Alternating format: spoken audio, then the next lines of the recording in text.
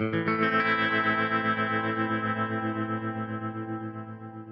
I remember sitting there and I was like, huh, okay, well, I'm a lawyer and I know the immigration related regulations pretty well. I've now seen what it takes to build a product based on those regulations. I have both sides of the coin. This idea just automatically dusted itself off the top of my head, and it gave me the confidence to start. And I'll never forget, you kind of look at every step along the way of your career and think like, oh, was that a step back? Was that a step sideways? And that one moment was, if anything, the biggest, moment of that whole job. So, from there, I ended up starting to work on what eventually became Laborless, which is a tech company that automates H-1B compliance. Hello, this is Michael Vandervoort from the Drive Through HR podcast, where we discuss ideas, trends, and activities that impact HR, talent, HR technology in the workplace. Our focus is on expanding knowledge and igniting curiosity as we hear directly from people who are shaping the future of the HR industry. Join us.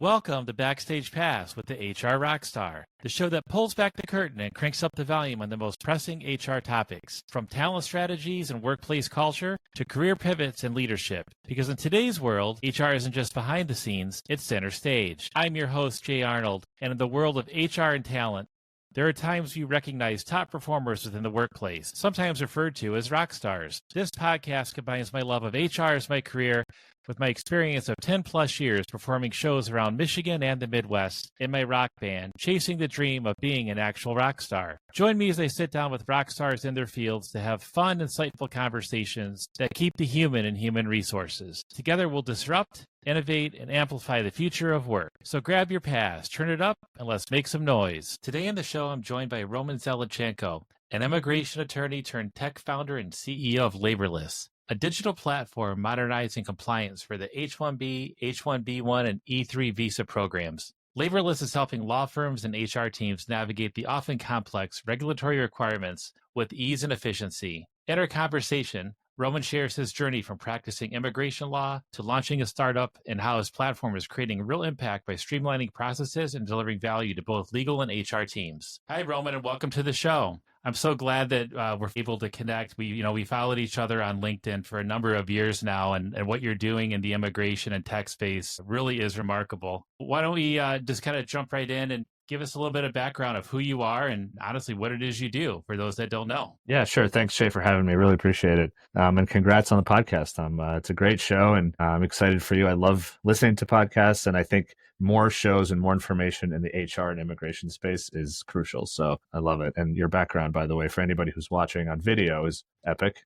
You got your guitar, you got your albums back there. Okay, so my name is Roman Zelichenko. I am a former U.S. immigration lawyer. Worked at a firm for a number of years. Well, I guess two, really. So just a couple of years, but worked on a high volume H-1B team. So I supported tech companies, large and small, and a bunch of other types of employers, and helped them with their H-1B visa process. I mean, that was really mostly what I did. Dabbled with a couple other visa types, but that was really it. I love the work. I love being a lawyer. I loved supporting my clients. But I think I always had this sort of, I don't know, I always thought about the law firm's business more than I did sort of the work that I did.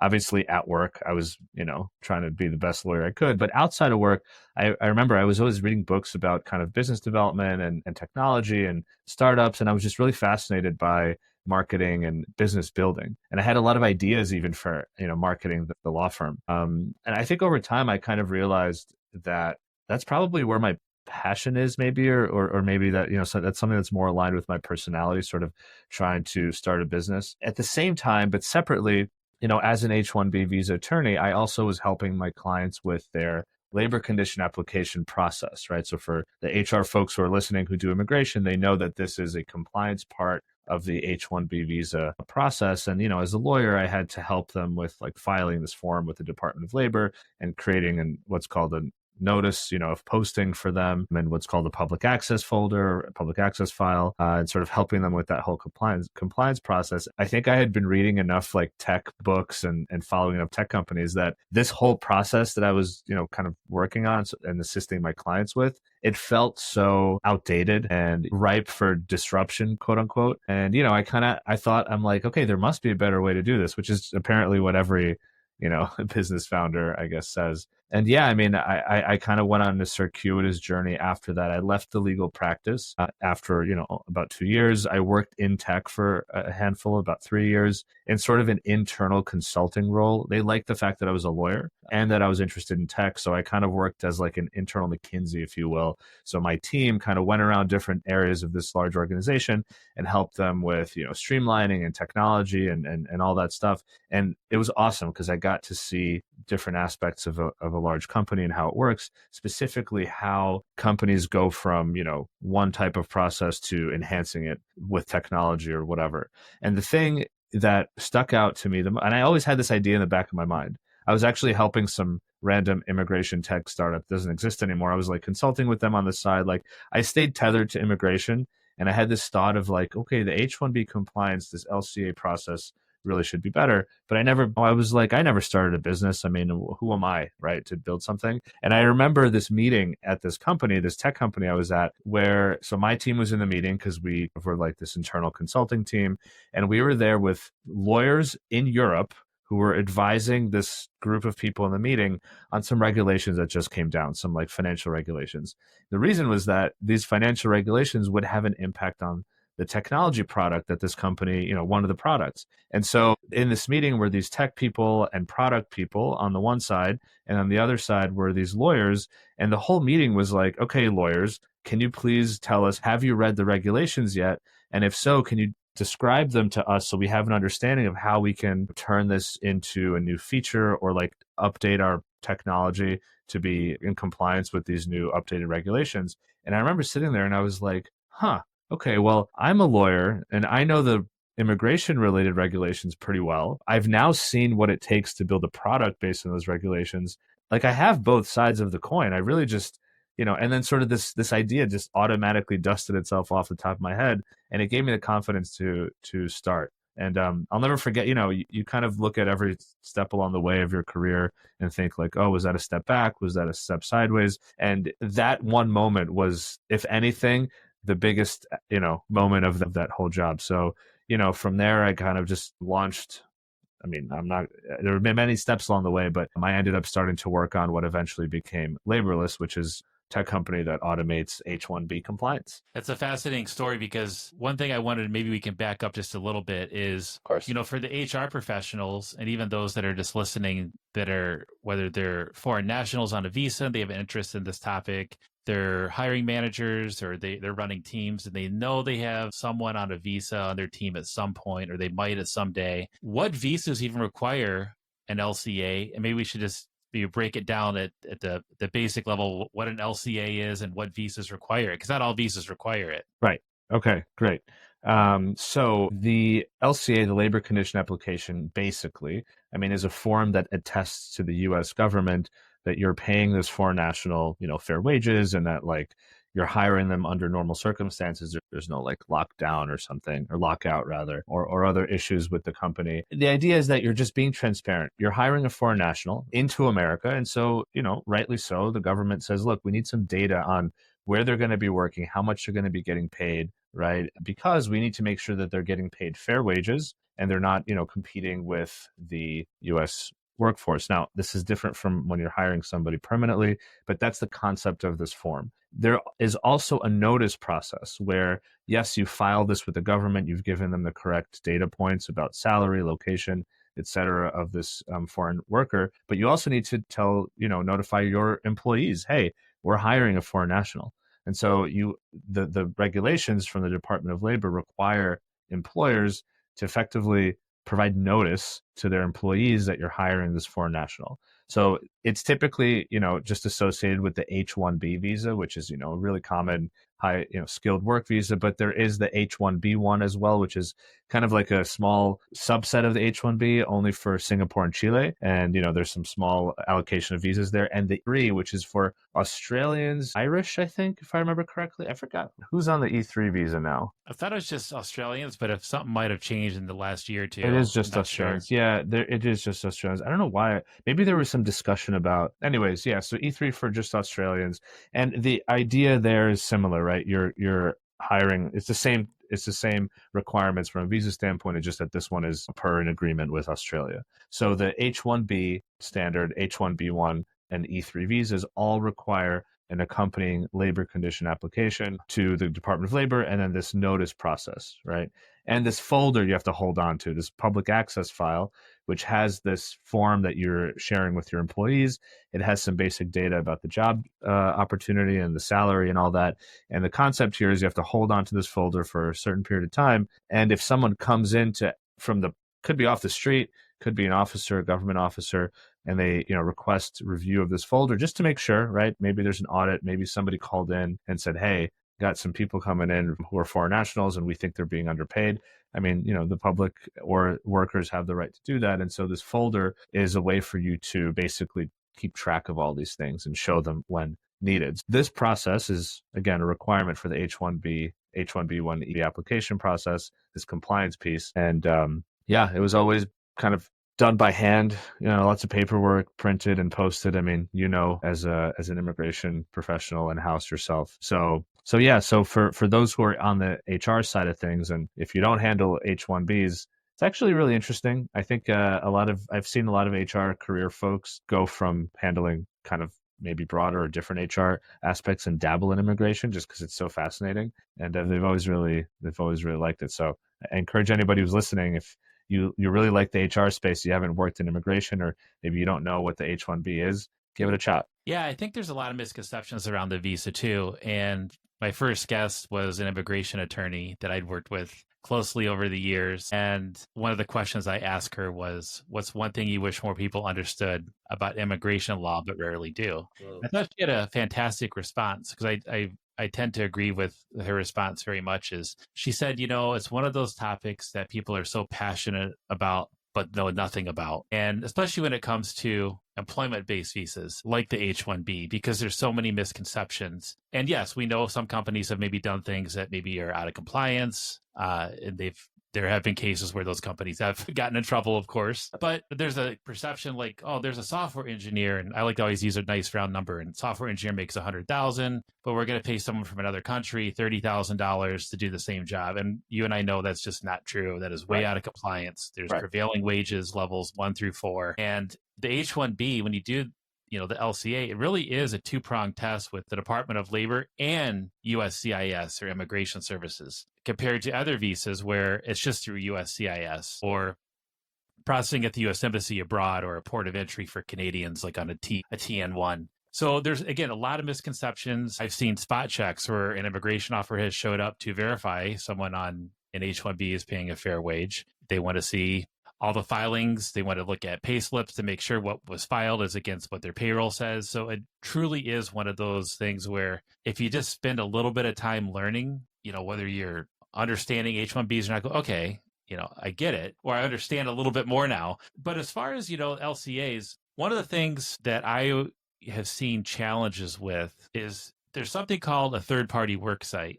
And this could be a company. I'm here in Detroit, so let's just think of it, the auto industry. Is you might have like an automotive supplier and someone on an H-1B visa, and they're an engineer, and they work on site occasionally at one of the big three. They're there doing testing, they're working with the teams at that company, but they are an employee of the supplier. Their paycheck is from the supplier. They don't have a paycheck from an OEM. And we have to post that LCA at the third-party work site, even though the supplier is paying their salary in terms of employment. So I have reached out before trying to find, an immigration professional at a large company saying, hey, could you post this for me? Because they know what has to be done.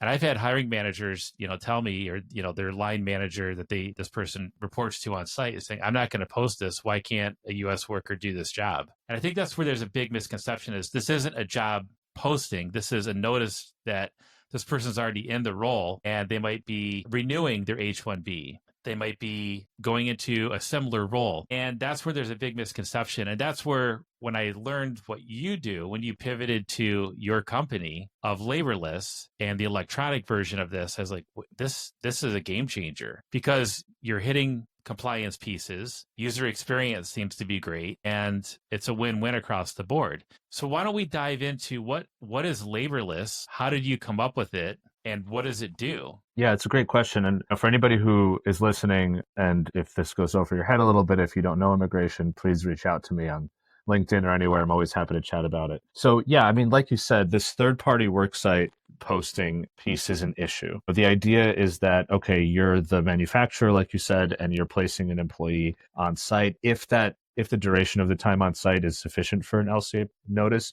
that third party, this large, big three or whatever company, they have to notify their employees too that they're going to have a foreign national on site working. And in that notice, it has to has to list the job title, the location where they're working, the salary, etc. Now, this is not their H-1B employee, right? To your point, this is the H-1B employee of the parts manufacturer, but because they're working on site at this big three car company, they have to do this posting as well. A lot of times, of course, the parts manufacturer who actually hired that H-1B worker, they're compliant. They're posting this LCA internally at their office or however they want to do it.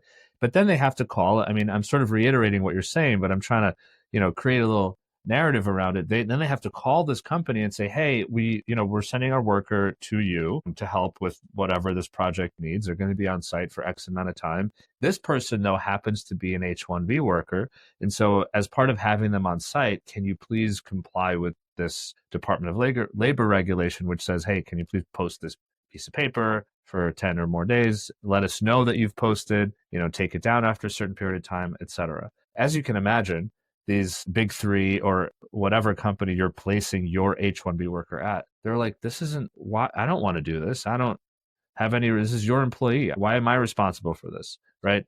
Or if they actually know what they're doing, like you said, if there is an immigration person in house, I mean, there are a million different reasons. They're not on the hook. If they don't do this, if they completely just reject you, or they just ignore your email or your correspondence, nothing will happen to them legally speaking. And by the way, actually, during the first Trump administration, he actually tried to change that to say, if you do want to place an H-1B worker at a third-party worksite, they were introducing more kind of onerous requirements on that third-party worksite.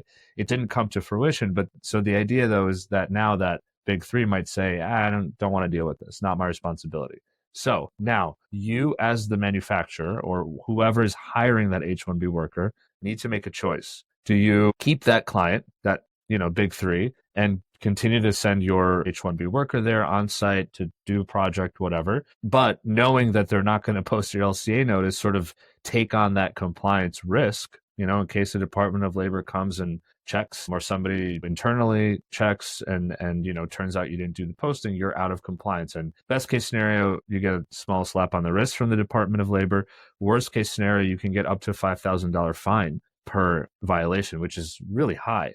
Right. So you have to choose. Do I just keep this client and take the risk? Or do I tell the client, hey, if, this big three company, if you're not going to post this notice, which is required by the law, we are terminating this contract. You're not getting this H-1B, we're not going to do the project, which maybe some companies do if they want to be 100%. Some companies don't. Anyway, it's a big challenge, right? And this continues to be the case.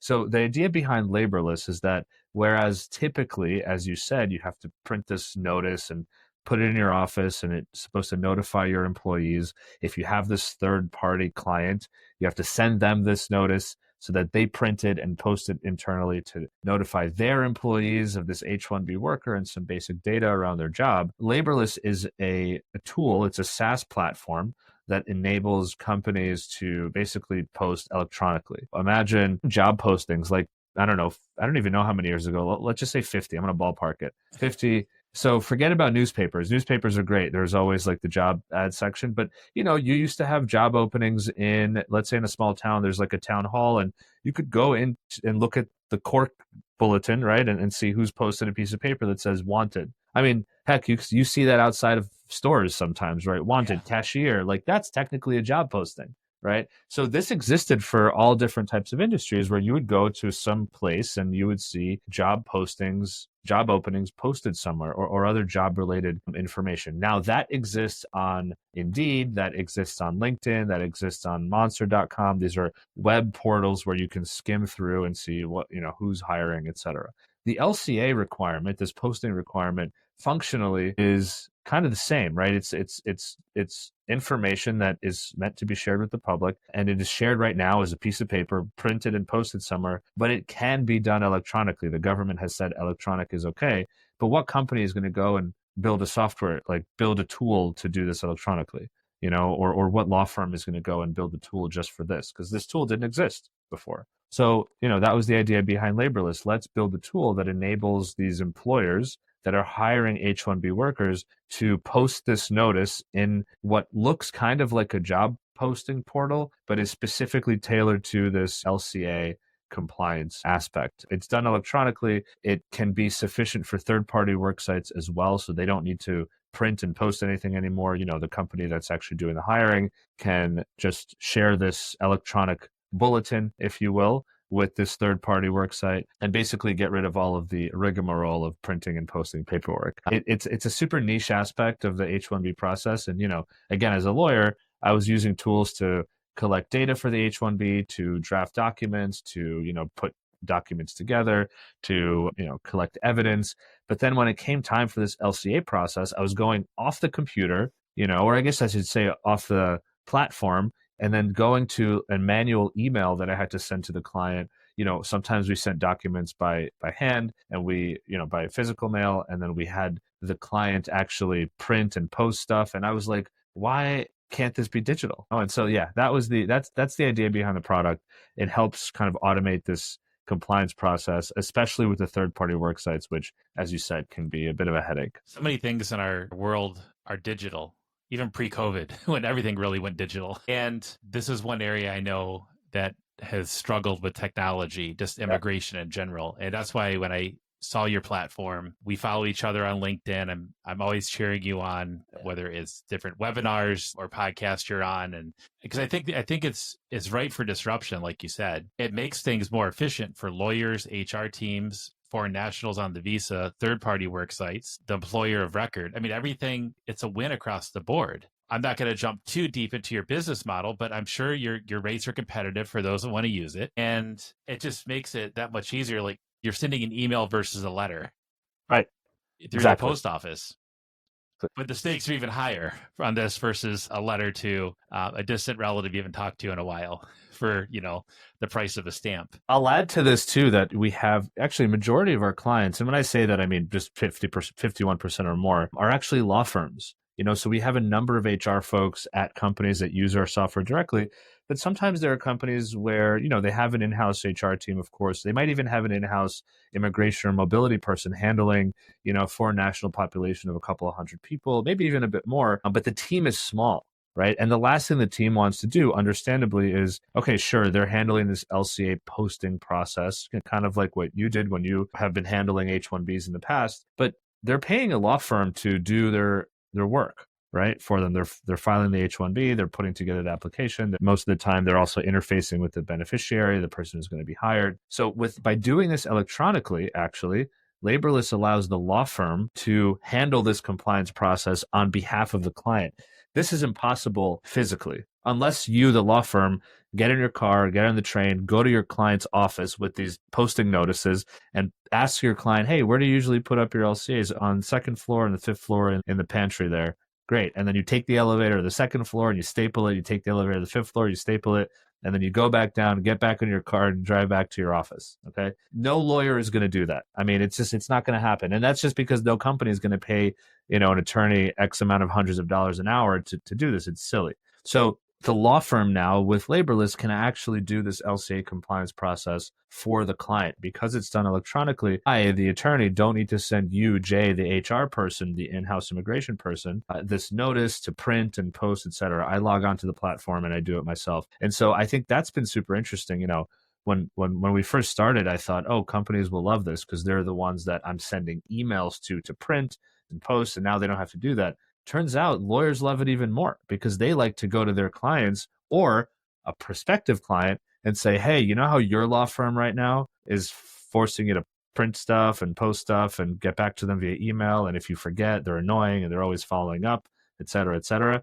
Guess what? My law firm has this software and I just handle the whole thing for you. You don't have to worry about it at all. So that's been really interesting, right? And as an immigration lawyer, I understand that. So it's been cool to watch that client base, if you will, grow. But certainly HR, global mobility folks use us as well, who are in-house at a variety of companies. Yeah, and that was actually one of my questions. My follow-up questions is, what has the response been from the legal community and HR community? And it seems that it's been overwhelmingly successful. Well, that's what I share, right? As you can imagine, I do try to share, the failures and the challenges too. But I'll tell you, I mean, look, when I first started and I started talking to lawyers, in theory, they said, oh, I'd love for this whole compliance process to be automated. I talked to mobility folks, they'd say the same thing. When we finally built Laborless and started to pitch it to people and do demos, especially the lawyers, they would say, I don't know, this doesn't exist right now. There's got to be a reason. It's probably illegal. Or is this in compliance with the law? I don't know. Or, our process, none of our clients are asking for this and our process has been fine. I can theoretically see where there's value here because, like you said, you're going from letters to emails, but I don't want to spend the time to learn this new software. Other people said, and to your point, our rates are very competitive and people just don't want to spend anything. It's not that they can't afford this. They're making, really good money as a law firm, but they don't have a growth mindset, if you will, as law firms, to say I should invest in more technology and more efficiency because it will make my firm better. And interestingly, our first clients ever were companies who were dealing with their own H-1Bs, were dealing with their own LCAs, by the hundreds per year. And they have budget, right? They have a technology budget. They have a operations budget, whatever you want to call it. And this is when you are charging too little, is when you give them your quote and you're so nervous. What if they say no? And like 10 seconds of, yep, let's go. Let's sign it. No negotiation. You're like, okay, I think I'm underpricing, based on the market. But, that's fine. It's a learning opportunity. But yeah, certainly there was certainly a ton of pushback in the beginning. And my thought process, this is why, I do so much on LinkedIn, why I have a podcast, why I create content. I had to take a step back and say, okay, the product I think is great. I thought it would speak for itself, but apparently that's not how things go. Now I know that's never how things go. But when you're a first-time business founder, you're naive. So I said, okay, what is the pushback based on? And I found that a lot of it was two things. Number one, lack of knowledge about the fact that this can be automated, right? And number two, for those who do know that it can be automated, the lack of understanding what the value might actually be for them, right? What does this actually look like for you? And so I spent a lot of time creating content, number one, reminding people that this is allowed. The Department of Labor encourages, digitization of this compliance process. It's not illegal. It's in the regs, et cetera. And then number two, of course, I spent a lot of time talking about, okay, here are the benefits, efficiency, greater compliance, greater transparency. As a law firm, you could use it as a business development tool, et cetera. So it's really interesting. I learned that, as a company owner, especially if you are, I guess, building something that's, I don't want to say ahead of its time, but maybe just a little too early.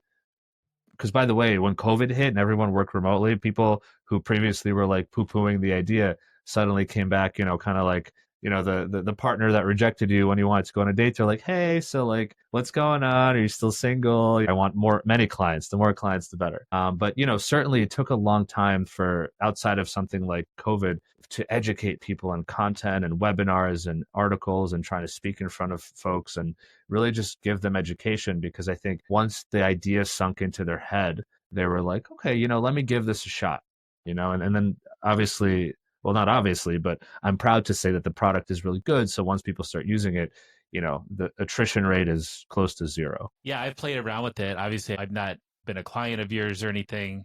The fact that if I was running a team like that and I could partner with you, do everything digitized from the LCAs for the 3 main visa types we discussed. And also, I believe there's a public access file option within the platform. That's huge. And obviously, I would have access to it if I was running a team. My team would have access to it. Maybe the director of HR that wants to get in, maybe to spot check the public access files is, Jay, I want to work with you and Laborless to make sure that we're in compliance from an HR point of view. What do I need to know? Do a demo. Here's your username and password. You go in, take a look, anything you want to. And there's a team there that can answer questions on the software on top of what's required in the public access file that my team would know. And if there's anything we could do, and it just seems like being digital going forward is a no-brainer. It might take, whether it's an administration, acts of Congress, government trying to play catch up with technology and the market, all the above, right? Yep. It's one of those things where it's bound to happen. And I think you're at the forefront, and so partnering with law firms and again, HR teams that, within companies, it seems like a win-win situation. Has there been any cool success stories or feedback you've gotten from users on HR teams that said, Roman, this is fantastic, or some feedback you made a tweak or two to make it even better? Yeah, I mean, look, from a product standpoint, I'm always at the end of all my emails, when I'm done, debugging something or answering questions, I always say, if you ever have any other questions or ideas, like a wish list, could be crazy. Tell me you want something to fly, whatever. Tell me everything, and then we can decide sort of what's possible, when it's possible. So I always ask for feedback. The one thing that sticks out, I mean, I'm really happy to say that our clients are happy, et cetera. I don't want to spend, I don't want to pitch my business on your podcast. I want this to be informative, but I will say emotionally, the thing that I remember the most, and maybe this was just the first time it happened, I was talking to one of the paralegals at a pretty big firm that uses Laborless, and I forgot what the context was. I was probably kind of answering some questions or something,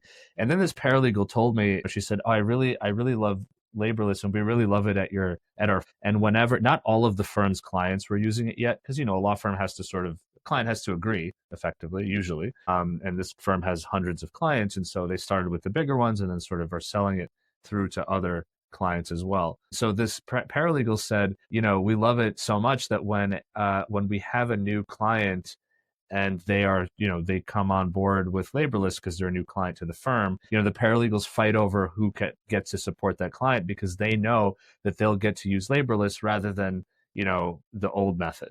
And I thought to myself, wow, I mean, I sit at home and I'm on my computer kind of answering emails or doing sales or marketing or whatever, talking to my tech team, my CTO about the product. I before that moment, I never sort of pictured, I guess I never got insight into what is the impact tangibly on our users, right? People tell us it's great, but no one ever kind of made that story kind of palpable to me.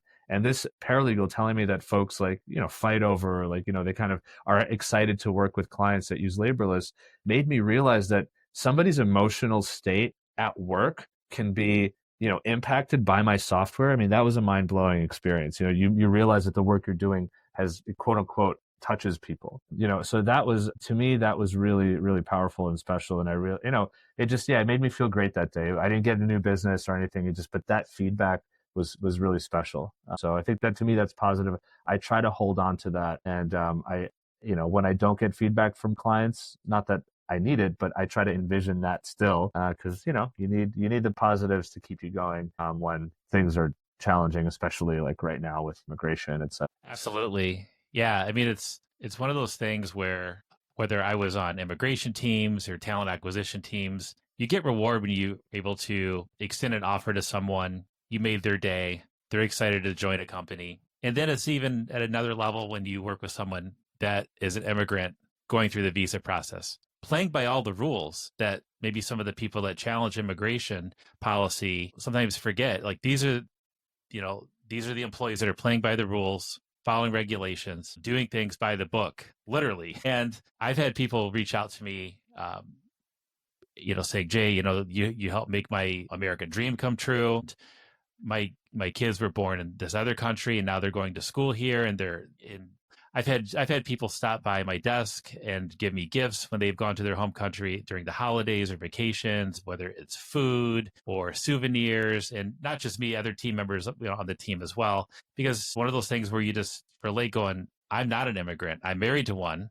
I totally get it. I'm friends with a lot of immigrants. I have family members that are immigrants. So it really puts things in perspective, and it really challenges your own status quo going, you might feel tired one day, like, okay, I want to call it a day. And you're like, no, I got to work just as hard as, so-and-so, because they're just really challenging you to do better. On the technology side, with Laborless, what role do you see AI helping with Laborless? Do you see that being embedded into the software somehow? Is it already there? Yeah, it's a great question. When we say AI, probably it's generative AI, which is, you click a button and it like prints something for you, or types something out, generates an image or a document. We haven't used AI yet. I mean, we're working on a couple of things, and the reason is that we didn't want to say AI for the sake of AI.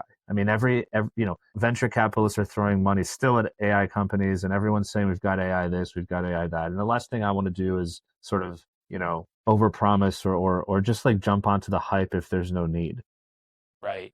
I'm not trying to do a short-term sales push by saying we've got AI, and then a million people like the post, and then they go and try the product. They're like, yeah, it's not, okay, there's like a tiny little bit of something, but they're envisioning this, everything being done for them. And so I think the expectation of the user, the psychological state of a potential user is more important to me than jumping onto a trend. And I think being honest with what a software needs is more important than just jumping onto that trend. So for us, yeah, again, we're playing with a couple things with AI. There's a few documents that our clients have said, hey, it'd be really cool if, we could have this document generated, and AI is definitely good enough to generate those documents. Not everyone will use it, but it's good to have an option, right? Like you're drafting an email, and Gmail might say, hey, click this button, we'll draft it for you. Sometimes you'll say, sure, if it's appropriate. And other times you're like, no, this is really important or whatever, and I'm going to draft it myself. So there are a couple of things we're working on. Honestly, for us, expansion is really going into more detailed aspects of the H-1B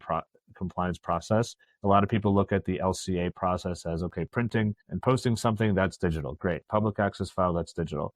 But there's so much more. For example, you have to notify the beneficiary. You have to send them their LCA notice to acknowledge, and you have to have that receipt of the LCA acknowledgement in the folder, in their file. So we built a feature that allows you to send the form, and they open it and automatically acknowledge it. It's just one little step, but it's a required step, and it's something that now Laborless does. No other platform does this, as far as I know. Now, there's a couple other things. What about companies that hire folks and they work in a part of a union rather? Then the regulations are slightly different. You don't have to actually post it at the workplace. You have to send the LCA notice to a union rep, right? That's slightly different. And that's certainly not done by other platforms, to my knowledge. That's something we're working on now. A couple other things. So we want to really go so deep into this LCA compliance process, because we know that the deeper we go, really the bigger the moat is between us and our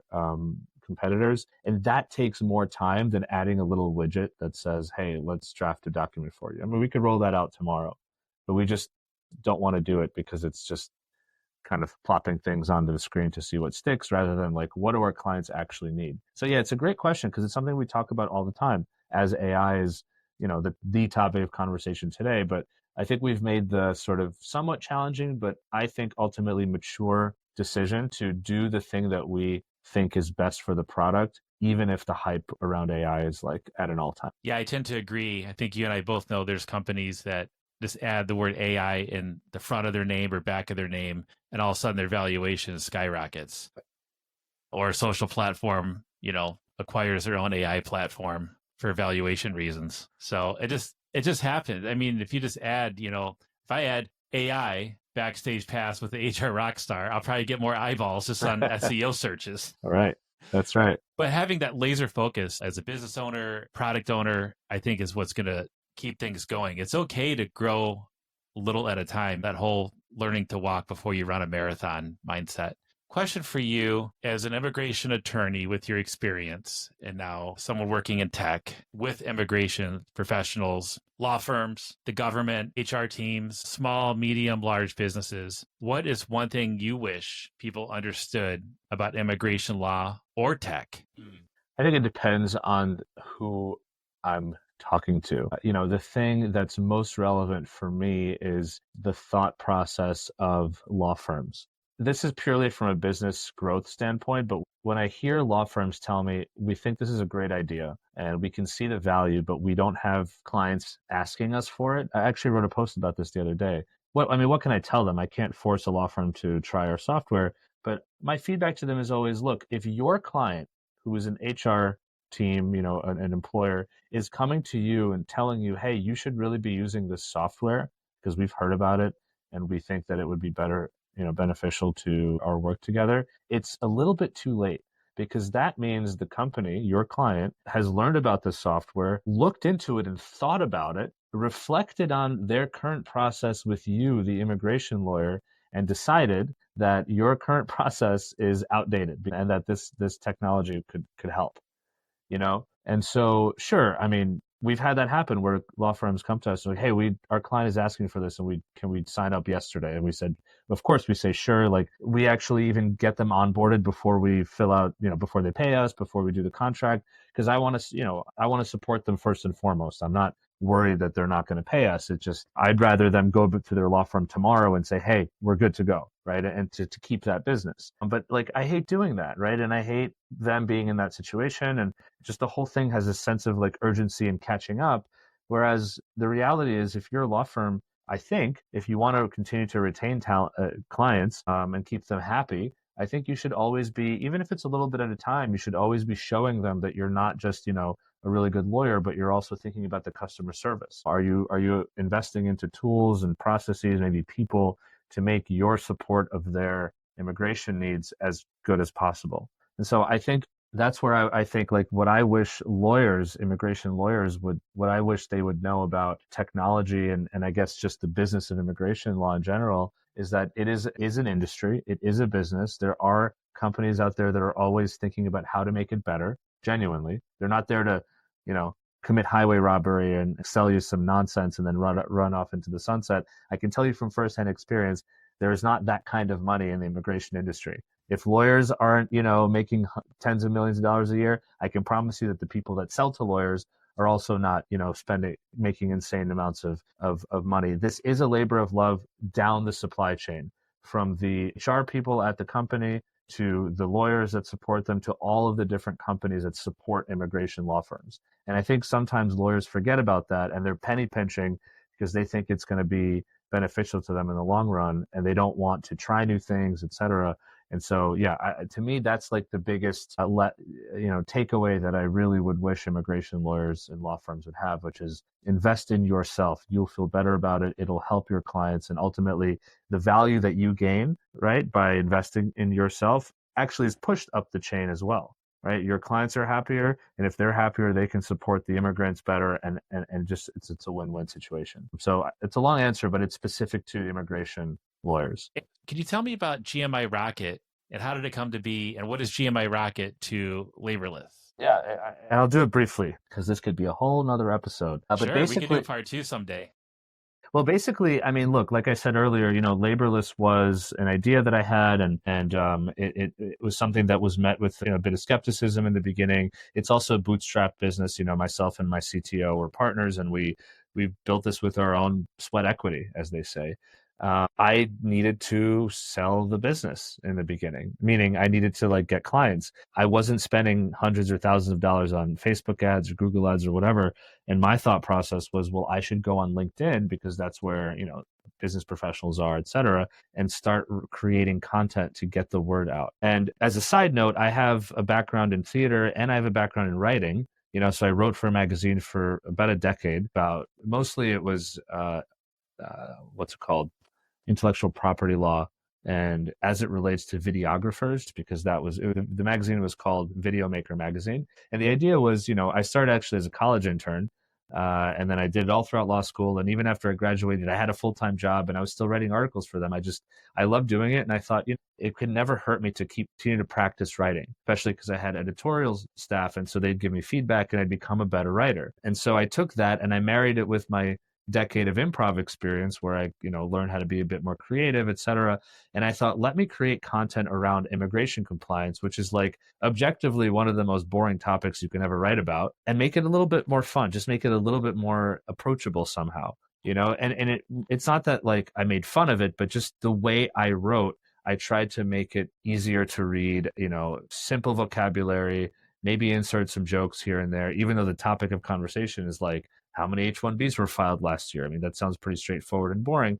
How can I make this fun so people actually read it? Why? I want people to stay on the page to not just learn about the thing I'm talking about, but get to the point where I say, hey, here's what Laborless is about, right? That you want your readers to get to that point to educate them about your product. But you can't start up top with that because nobody will read a blog that says, hey, here's a sales pitch about my product. Boom, they're out of that page, right? This is just, content marketing 101. And I think, I guess I was pretty good at it, right? I enjoyed the writing. In the beginning, you have plenty of time and no clients. So you can spend all the time in the world on marketing. And I was, writing content, and I had a few folks reach out to me from the industry saying, hey, Roman, I like your blogs. Do you know anybody who can help me do the same? And again, I had no money, no clients, we were still really launching this thing. So I raised my hand and I was like, sure, I'll help you out, and I just started writing one article here, a little bit of content there, and over the course of about a year and a half, when I basically just invoiced people through my personal email address, I was like, I think this might be a market. I mean, people in the immigration mobility industry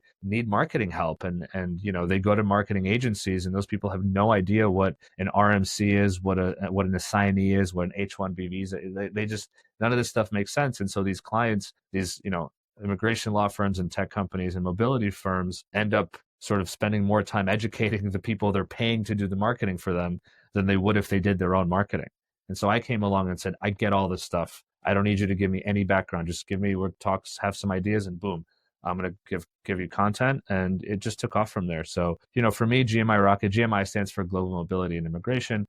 And the whole idea behind it was it's kind of a marketing agency to help immigration law firms, but also immigration tech companies, global mobility suppliers, and tech companies to help them grow through digital marketing. And the last thing I'd note is that this is kind of my playground, right? So the Laborless is a tech company. We have one thing, we do it well, and that's how we make our money. GMI Rocket, I've put on conferences. I just had a tennis retreat where, we played tennis with fellow immigration mobility folks. And, we had some sessions and discussions throughout the couple of days that we were there.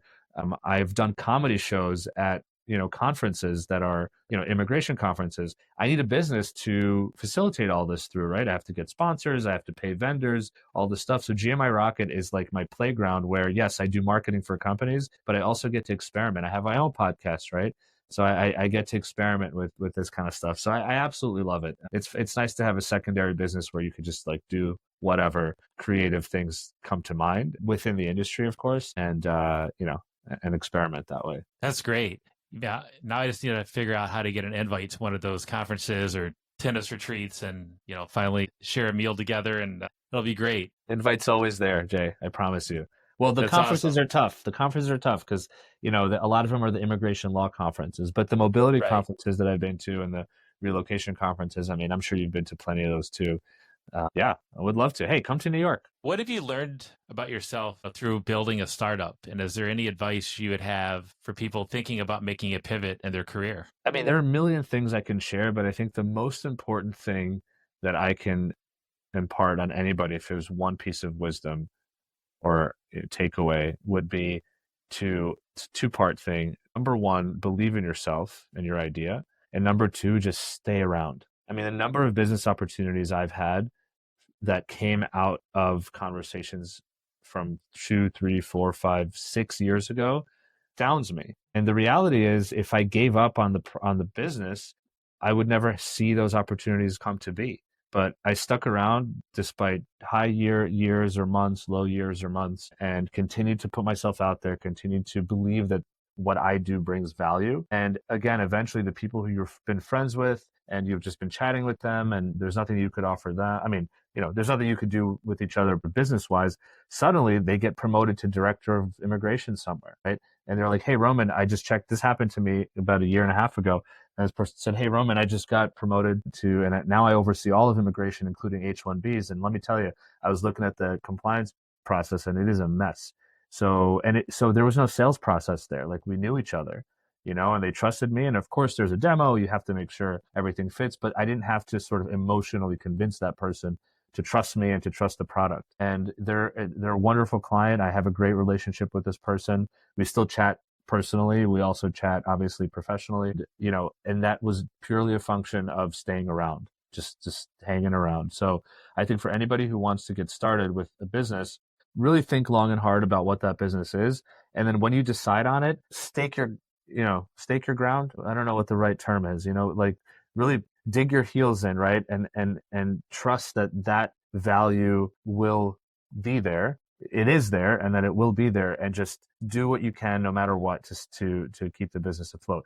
I would even say, to the extent of, like, let's say your business is really starting off slow. Maybe you've left your job because you thought it would be faster, and now you're thinking, well, crap, I can't cover my bills or whatever. Get another job, whatever you need to do, but keep that business, if you believe in it, keep that business afloat. Do it on the side, do it in evenings, weekends, etc. Give it time to permeate the industry and permeate the, for lack of a better word, hearts and minds of, the people who you're trying to serve.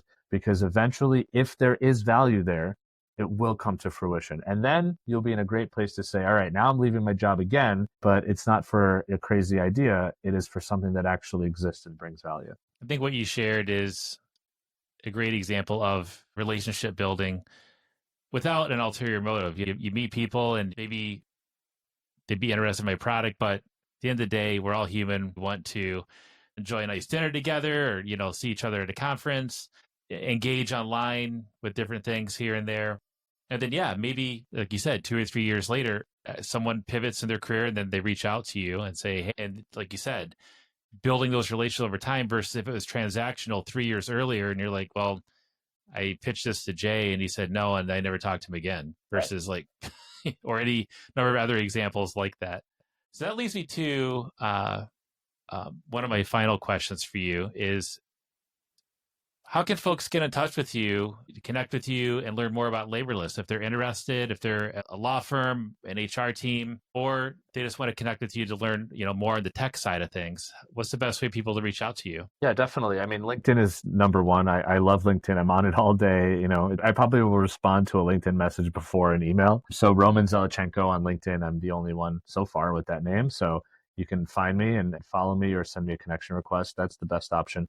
Obviously, if people are interested in Laborless, the company's website, laborless.io. So spelled labor less, as the name entails. I wanted people to work less, but on Department of Labor stuff. It was a fun name to put together. Yeah, I'm open to talking to people. I'll give people advice. I mean, the number one thing that I really love is, look, if they want to use the business, great. But I actually get a ton of joy of connecting people with each other. So the more people I talk to, and I spend a lot of time on LinkedIn, like you said, just chatting, building relationships.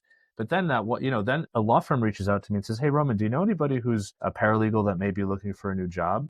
And I think, oh, I actually just chatted with a paralegal a couple of weeks ago, and they said, they asked me in private if I know of any opportunities because either they got let go or they're looking around or whatever. And then I can make that introduction, and it's like wonderful, right? So if you're interested in Laborless or GMI Rocket, of course, let's talk. But even if you're not, and you're in the industry, and you're open to new connections, let's chat and if we can ever be of value to one another, or like you said, have dinner or just play tennis together or whatever it might be. I think there's beauty in building friendships in the industry that we work in. I agree 1,000%.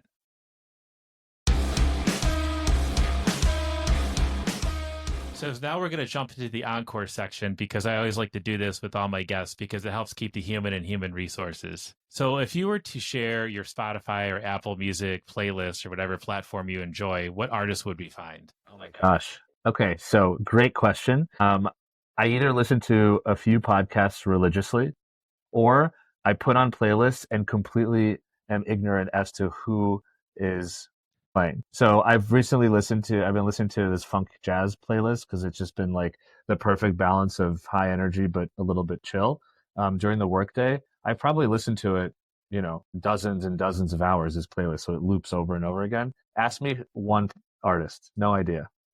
So that one's hard for me. During my Spotify Wrapped, it'll say like, you were the top 0.01% of listeners for this artist, and I'm like, I have no idea who this artist is, but they looped on my playlist over and over and over again. And so, it's a weird relationship with music. I love it so much, and I listen to music all day. But because Spotify curates these great playlists, I've actually, kind of tuned out from some of the artists that I really actually do enjoy. But from a podcast perspective, a few that I listen to religiously are How I Built This by Guy Raz, really great podcast.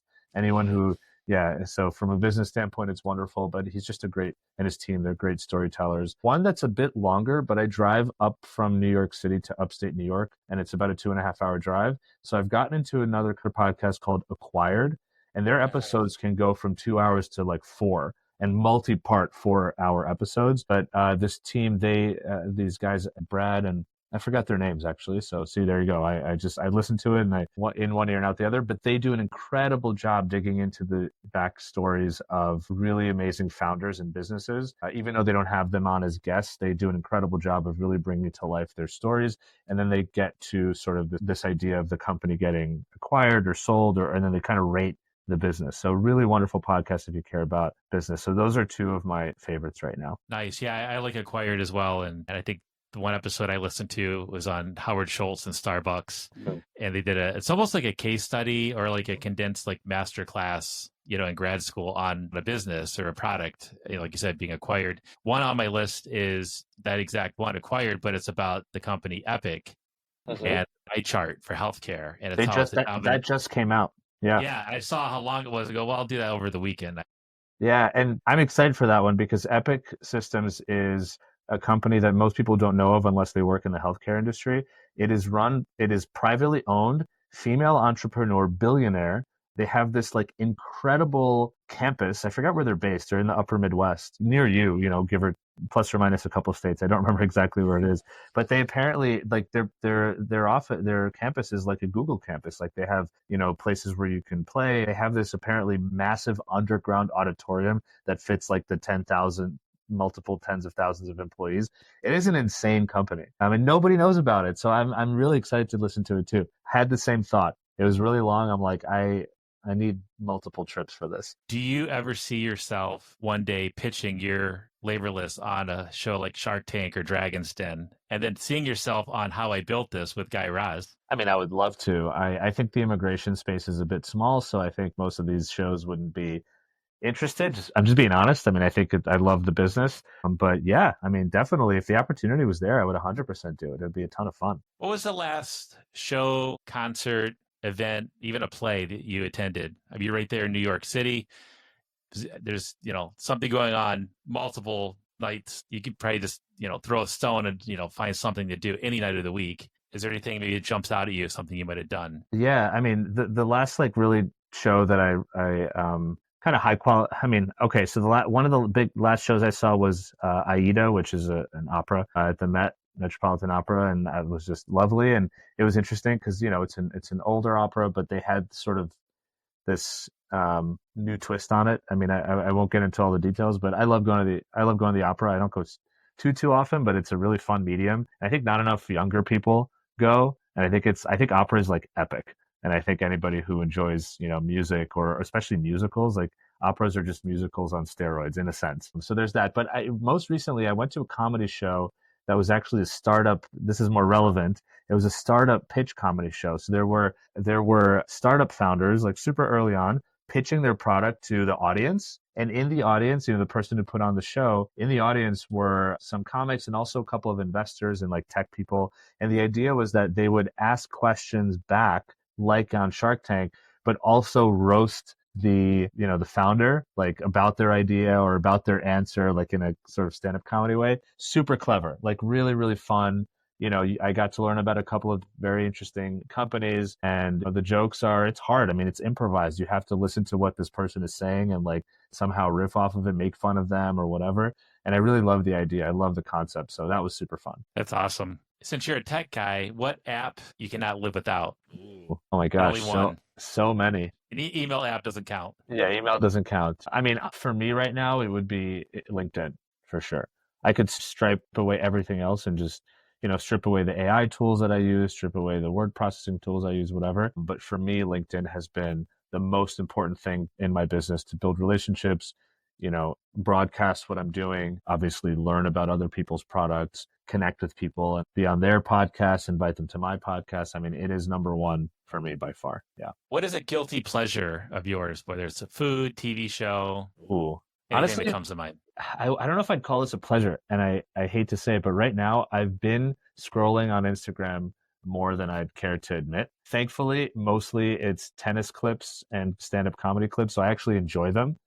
And because I'm putting on this comedy show at the ALA conference this year, and in Denver in 2025, so I've come across some comedians on through my scrolling hours who have so I justify it to myself that it's productive. I also play a lot of tennis, and I'm like, well, if I learn a thing or two from these, but then it's like 3 hours, 4 hours a day is insane. And so that is just, and I don't know that that's a guilty pleasure. I think that's just an addiction that a lot of us have, unfortunately.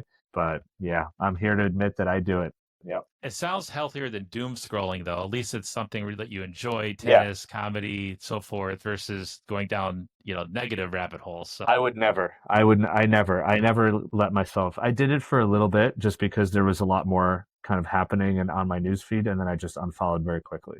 Because you do. The anxiety spikes, the nervousness spikes. But even if you're watching stuff that's, you're still staring at a flashlight basically that's beaming light into your eyes from a foot away for hours and not blinking as often as you should. It's just not good for you. So I'd rather eat a pint of ice cream like in one sitting and not look at my phone. I think that'd be healthier, but it is what it is. Might be onto something there, because they're saying, cell phones are the new smoking, essentially. Totally. 100%. So yeah, that's probably it. But otherwise, the regular stuff. I'll have my ice cream. I'll have my pizza. I'll have a beer, whatever it is. I love it. That's life, man. That's part of life, is enjoying things. So. You have to enjoy. What is a fun or unique fact that many people may not know about you? Well, one thing, I kind of mentioned it before that I did comedy for about 10 years, improv comedy, and I love it. I was not into theater at all when I was a kid. My elementary school forced everyone into it. The last thing I wanted to do was be on stage and have people look at me. And now I just fell in love with theater, and I fell in love with the format of improv comedy. So I don't talk about it too much. Some people know about it, but man, if I could quit everything and do like theater every day professionally and, make a decent salary in New York City, I think I would, or act or something, but I just, not practical. So it is what it is. And last question. What is the last show that you binge watched on one of the streaming platforms like Netflix or HBO, Apple TV? The 3-part docuseries about Arnold Schwarzenegger. Oh, what's that on? So good, on Netflix. It's on Netflix. On Netflix. The biggest show I watched recently was Game of Thrones, because I never watched it when it was like live. People told me you got to watch it. And I just decided, you know what? And I binged. I've never done this before. And I was walking around talking in the voice of different people on the show, because I would watch 2 or 3 hours a day. But that's obviously a commitment. The Arnold Schwarzenegger one is, I grew up watching him. I was a little bit, when I was a kid, he was already past his like bodybuilding prime, and I was into weightlifting, exercising, but I didn't care that much. But I watched a ton of his movies. From the action movies, the Terminators, obviously, to to the comedies, Kindergarten Cop, Twins. He's just so good. He's so funny. And then obviously he became the governor of California, and I never paid attention. It was in California. And so this Netflix documentary goes through his life, and it's really good. It touches on a couple of things. I'm sure there's more drama and things that people don't love about him that is just left out. But honestly, I have found that documentaries now are overly depressing. It's always like, here's how this company is stealing from you. Here's how this government is screwing you over. Here's how this food is actually bad for you. Everything is super depressing. And this was a documentary series that, yes, there are dramatic ups and downs, but overall, it was like celebrating his life and career. And he is epic. So I highly recommend it.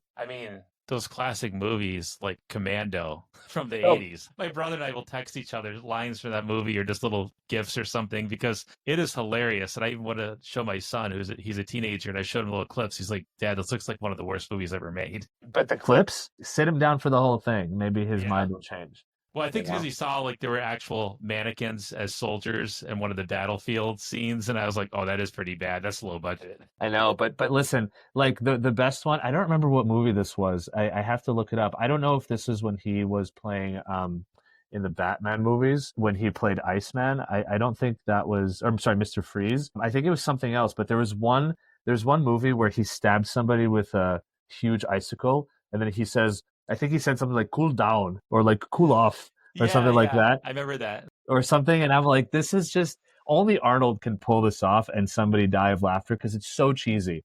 but because it's him, it's hilarious. So yeah, like sure, the movies are not the greatest quality, but he steals the show every time. So yeah, highly recommended. And since you like him, if you have Netflix, it's 1 hour per episode, 3 episodes. You'll really like it. Roman, thank you so much for joining us today and sharing your story. It truly is inspiring. And this is a great example of just, connecting on LinkedIn a number of years ago, always giving each other, a digital high five when things pop up and just really cheering each other on. We still have never met in person. I'm sure that's going to change at some point in the future. I hope so. Definitely. If you found value in this episode, please like, subscribe, and share, and keep rocking HR excellence.